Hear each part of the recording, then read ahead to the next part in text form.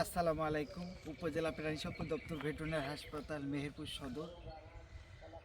সদর এর আন্ডারে যেসব গ্রামগুলো আছে যারা গবাদি পশু পালন করে সেসব খামারি ভাইদের আমার পরামর্শ, যেহেতু ঋতুচক্রে বসন্তকাল চলে এসছে, তাই আমাদের গরুর এলএসডি বা লাম্পি স্কিন ডিজিজ, তার ফুল মিনিং বা আমরা বাংলায় বলি গো বসন্ত বা পক্স, এই টিকাটা দেওয়া খুবই প্রয়োজন হয়ে গেছে। কারণ আমাদের গো বসন্ত বসন্তকালে বেশি হয়, সারা বছরই এই রোগটা দেখা যায়, তো বসন্তকালে বেশি দেখা যায়।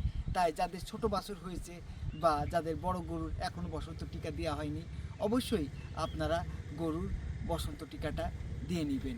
এবং প্রতি 3 মাস পর পর ছাগলের পিপিআর টিকাটা, যেটার ফুল মিনিং হলো পেস্টডেস ব্রিটিশ রুমিনেন্ট, অর্থাৎ জাবরকাটা প্রাণীর যে রোগটা হয় বিশেষ করে ছাগল এবং ভেড়ার, তাই যাদের ছাগল ভেড়া আছে প্রতি 3 মাস পর পর আপনাদের অনুরোধ করা হলো পিপিআর টিকা দিয়ে নেবেন।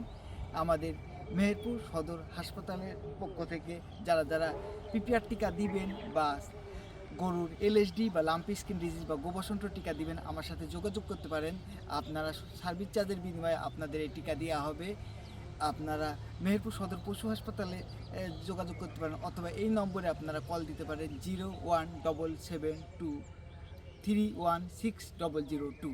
এই নম্বরে কল দিলে আপনারা আমাদের আমাদের পেয়ে যাবেন, অথবা হাসপাতালে যোগাযোগ করলে পাবেন। অবশ্যই আপনারা গরুকে গো বসন্ত বা এলএসডি টিকা দিয়ে নিন এবং ছাগলকে পিপিআর টিকা দিয়ে নিন। সবাইকে ধন্যবাদ। আসসালামু আলাইকুম।